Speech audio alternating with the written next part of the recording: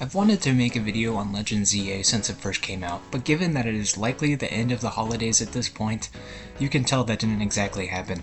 I initially had some bargain bin review slot planned where I spouted my marginally different permutation of the opinion, the bipolar feelings towards ZA, but then school got tough, and by the time I was done with that, they finally finished the fucking game by releasing the DLC, which motivated me to scrap the original video and rewrite the whole thing to include the DLC, given that it shined a light on the reasons for my feelings towards the game. The first line of the second version of the video was, you know, Pokemon are a lot like cigarettes. It's a silly little simile, comparing the overpriced cancer sticks that hook people when they're young with the overpriced brain rot franchise that hooks people when they're young. At first it was just meant to be a simple prank, a little silly gag of mine. But when I actually started to write my mid-manuscript, I realized just how true it actually was. Humans have an infinite amount of valid reasons for addiction. That's why it's such a problem. Depression, anxiety, bad environment, tragic past, really anything could be used as an argument for addiction, and trust me, anything is used. The main reason for addiction, neurologically speaking, is an abuse of the pleasure pathway, which, you know, codes for all our rewards and general feel-goodness and satisfaction. As said, humans have been abusing their PPs ever since ever, but it only makes sense that as human society advanced, so too did our ability to totally screw with absolutely everything left to us by evolution, especially if it makes us feel good. In the 2020s, it has never been easier to get what we want, whether it be food, drugs, or even art. We very much live in an on-demand society. In such an immediate environment, companies must compete in their hyper-efficient methodologies that accomplish trapping consumers in an infinite loop of brief dopamine exploitation. We modern humans now face extreme manipulations of our primal programming that our brains could not possibly hope to effectively tackle, and because of that, those who get trapped in these predatory loops become inexplicably depressed with no way out, as their dopamine receptors are fried and their brains cannot possibly hope to produce enough dopamine on their own to produce the state of happy or satisfaction. Just play the Smiling Friends clip. It seems like you're unmotivated to do things because you're stuck in a loop of short-term dopamine rushes. Why don't you just try to start small at first, like eating healthier or something? Are you seriously criticizing me? All this to say, though, that Pokemon Legend ZA is a glowing example of manufactured addiction that exemplifies the current state of human culture as one that almost entirely relies on quicker and quicker hits of that reward feeling to get through the day. Just to briefly go over my opinions of Legend ZA so you, the beloved viewer, can fully understand my perspective, I don't know whether I would actually call this a good or bad game. Like all modern Pokemon games, this one is incredibly rushed, overpriced, and padded with gratuitous mid-dialogue with a total nothing burger story. At the same time though, its battle system is the most engaging thing seen in a vaguely mainline Pokemon game pretty much ever. Its character and new mega designs are fantastic, the music is impeccable, and Lumiose as a setting has a Part 4 Mario feeling given all the wacky people and shenanigans afoot. Actually, a few things about the music and character designs. I'll be throwing up my personal tier list rankings of both the new Mega Pokemon as well as every unique human design. I will be happy to die on the hill for every single one of these opinions in the comments, but I just don't have the time to make an hour-long video about this aspect. Also, when I first heard the Lumiose night theme, I was like, hey, this sounds so good it could be an Insane in the Rain cover. Would you believe my fucking shock when I did a basic amount of research? But anyway, whatever, right? You've definitely heard these exact same opinions from every other Soyjack incarnate on this platform. What I wanted to talk about was just how ridiculously addicting this game can be, as it is both the game's greatest strength and weakness, in my opinion. Do you want to guess how much time I've spent on this godforsaken digital city? 450 hours. And counting. It's bad. I'm bad. I usually binge eat the fuck out of whatever Pokeslop comes out in the current year of our Lord, but I don't know, man. It was just different this time. I've never felt so strung out on a game. Like, it was day in, day out, constant grind. Until... wait, I'm still going? As I'm writing this, I'm actively shiny hunting a pink wireless provider and failing. Ultimately though, I think the reason this game in particular has me so gosh darn hooked are those gameplay loops, man. Much like a Pokemon, the gameplay loop evolves over the course of the game, and only gets better and more addicting, in my opinion. At every stage of the game, the freaks in question made sure to load more things to do than you can possibly handle. 200 quests, climbing the ranks, filling the Pokedex, and finishing Mabel's requests, if you're into that. What really ties and binds the overwhelming number of things to do together is the limited amount of time granted to do so. I never thought a day-night cycle in a Pokemon game would have been so stressful. But if you really want to optimize the sheer amount of bullshit you complete, then you'll be fighting against the sun in these stupid 30-second cutscenes, which have already taken years off of my life. Some, but not all goals, are locked to either day or nighttime, so eventually the gameplay experience becomes much more about optimizing your productivity within the confines of this little meter up here. What's funny is I didn't even realize that ZA was training me to do this, until the DLC. Mega Dimension's main gimmick is plunging into these hyperdimensions, where you have a limited amount of time to complete your research tasks as well as collect any and all resources you need. These time limits can be very strict too. Well, you can obviously just use your power as the player to bring a 5-star donut to a 1-star hole and gain like an actual hour's worth of time in a space the size of a small playground, or even worse, save scum. I save scum a lot. It's bad. I'm bad. For the actual 5-star holes, it doesn't really matter what nut you bring, because you'll still be strapped for time to do everything you really want to do. I will say though, it is extremely satisfying to bring an underpowered donut into a hyperdimension and walk out victorious, as you perfectly timed everything to fit just within the time limit. All this to say, these gameplay loops hooked me, man. I think the key here is that tiny bite-sized bit of satisfaction you get when doing basically anything in this game. No matter what you do, there's always a sparkle and a sound to accompany your astonishing achievement of walking over a shiny bit and gaining a paralyzed heal. One particularly relaxed Alex pointed out in his recent Bonanza video how game design has taken a massive shift towards a brain rot-esque philosophy. Not that this new era of games is actually poorly designed with little thought, actually the opposite. Games like Bonanza and of course Legend ZA suffer from their meticulously designed gameplay loops that keep righteous gamers stuck in a concise repetition for tens of hours on end. The brain rot comparison comes from the glazed feeling that can come from performing these similar rituals over and over again, to the point where all other brain function seems to have faded.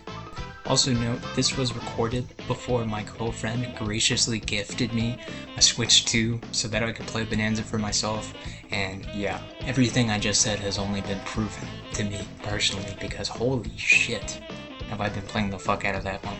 But anyway, I feel like Douglas Squared hit it on the head too in his Games of the Decade video, where he pointed out the differences between Mario Galaxy and Odyssey's level designs are like the differences of a finely prepped meal versus a bowl of Cheez-Its.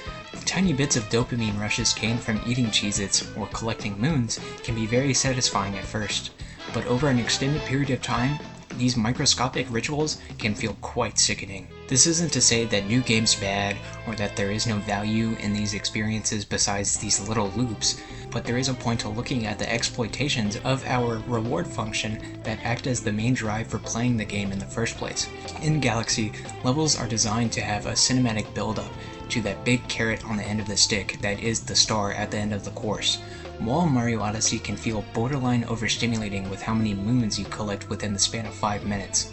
I like Odyssey more than Galaxy, but there I am growing more and more concerned with why I like it more. Of course, the easy counterpoint for anything tagged as concise addiction, such as a bag of chips or the explosion of short-term videos, is to take a step back and pace your consumption to a point where you don't get sick of it. My counterpoint to that counterpoint is, no, I don't wanna. Don't know if you guys could tell, but I have a bit of an addictive personality. On the autism map, I fit about right sandwiched between OCD and classicism. For any non-armchair therapist out there, this basically gives me a double dose of a bad case of repetitive habits. Ever since I was a wee lad, I remember doing and consuming the same thing over and over again, far beyond the point of nauseam. I remember I would spend every day as a kid just re-watching Cars over and over again until my mom had to drag me away from the stupid box for whatever reason. My ritualistic and obsessive way of consuming remains strong today, as I eat, watch, and play the exact same things day in and day out, which, while definitely having its advantages, can leave me very vulnerable to forces who seek a sucker just like me. To be clear, I'm very high functioning, and I should not be using my mental conditions as an excuse for falling into repetitious pits. But much like drug dealers and gacha games depend on the 1% of people who do get helplessly addicted to things and can't help but spend money on them, so too is modern gaming as a whole, designed around stimulating every factor of the brain that might contribute to playing the game more than necessary. Think about it. If someone plays a game way more than they should, it's bad of course for the person, but is it bad for the company that made the game?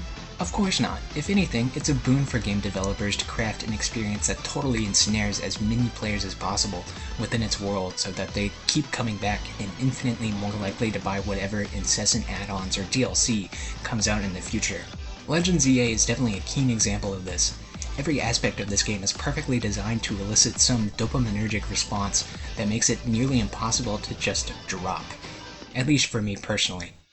The gameplay element that absolutely fries every semblance of self-preservation in my mind though is fucking shiny hunting.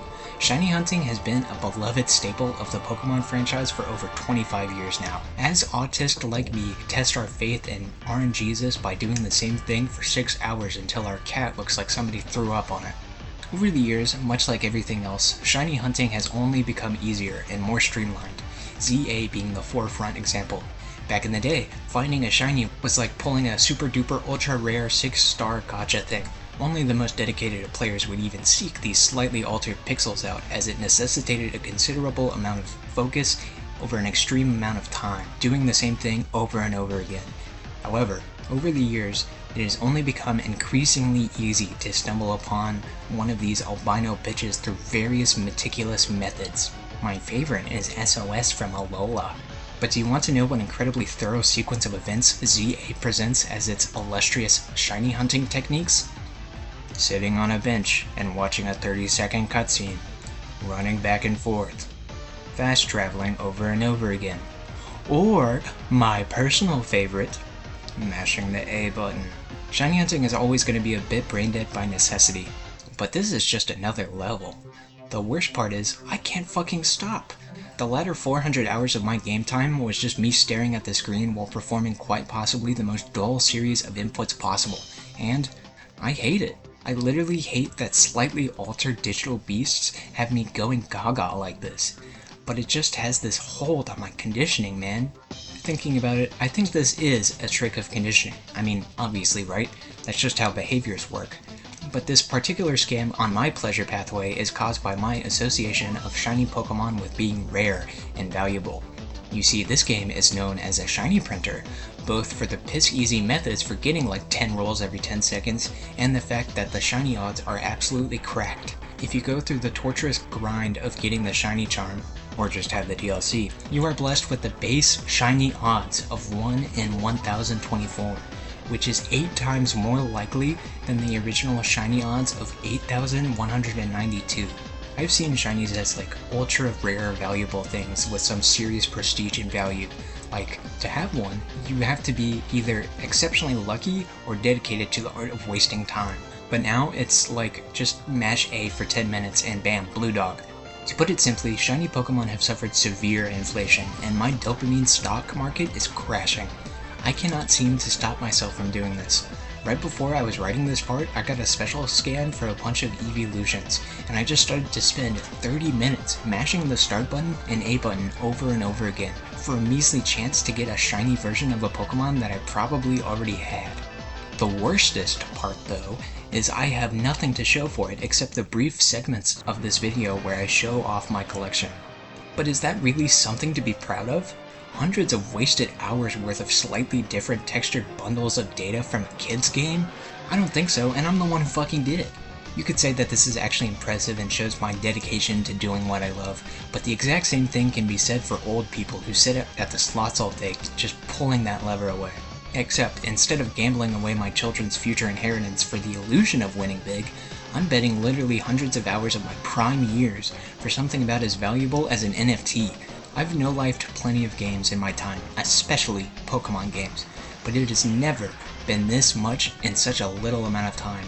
I maybe put 100 or 200 hours at most when I get really sucked in, but this is well over double that. Pokemon has always been glorified child gambling themed around fantastical dogfighting, but good lord, this time I felt like I put my mortgage on the line.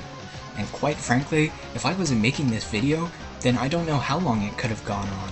There's a good chance I'd at least have the full shiny Mega Dex if I wasn't so tired of wasting my time on this. Again, it's not necessarily that Nintendo has hacked my brain into wasting my life away. I chose this myself, which makes it all the more frustrating that these tricky Japanese programmers gave a very, very thirsty horse oceans worth of water, and my dumb horse ass drank it all. Actually, I'm sorry guys, I told a fallacy. I did actually get to do something really cool with a few of my shiny dudes. For reference, my first shiny in this game was actually a full odds Machop found in the cursed Zone 8. This was nice at first, but after the exasperating hunt for this asshole, I ended up with a lot more little yellow guys than I knew what to do with.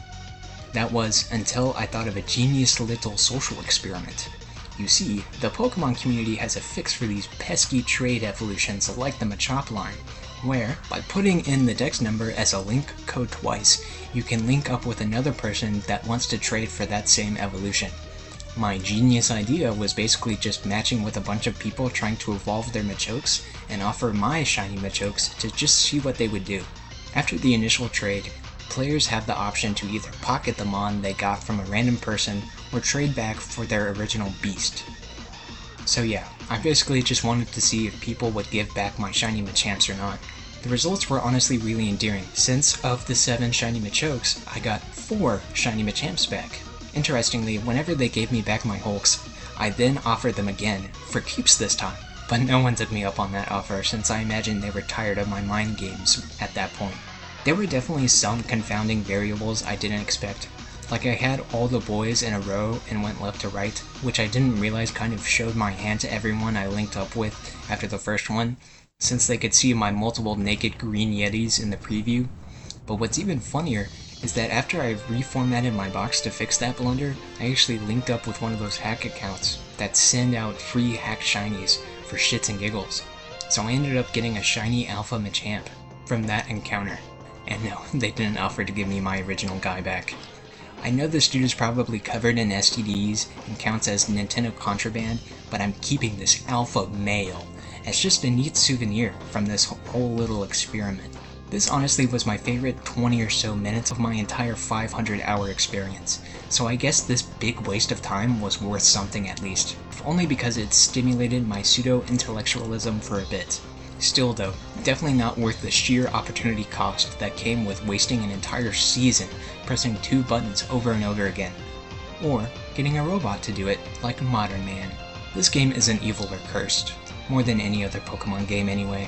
There are plenty of actually fun things to do that actually require you to use more than one brain cell, and sometimes even more than 2 buttons.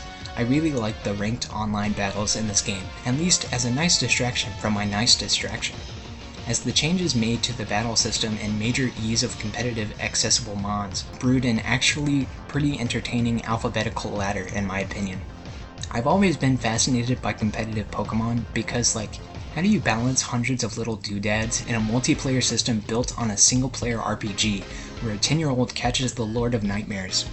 The short answer is, you don't. ZA is no exception to this, but they really tried to have fun with it. Due to the rapid nature of trainer battles in this game, the freaks decided to actually make the multiplayer mode a sequel to the Gen 7 Battle Royale of all things, and honestly, it works. Again though, it can feel very broken and unbalanced. Big bozos with big stats and big moves like Mega Gyarados, Garchomp, and Baxcalibur are just stupid.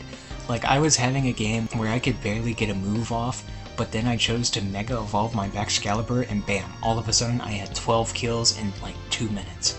It's a fun time though, and a good excuse to show off those shinies that every other person who actually cares about this piece of shit game also has.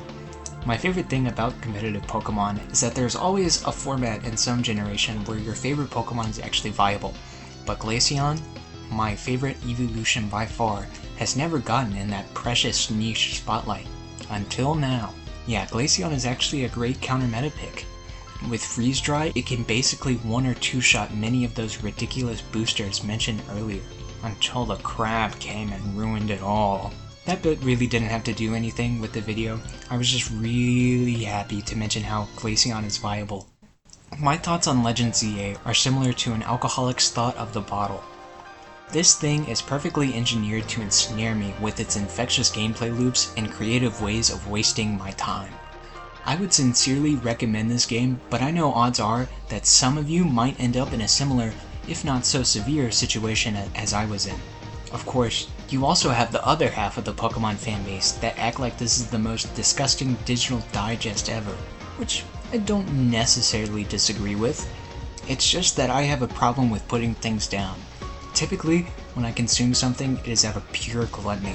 I chew and chew through everything I can as fast as possible without enjoying the flavor, just so that I might chew through something else just as fast.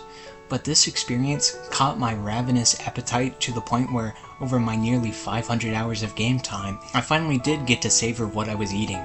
But unfortunately, all I could taste were empty calories and a sense of existential dread.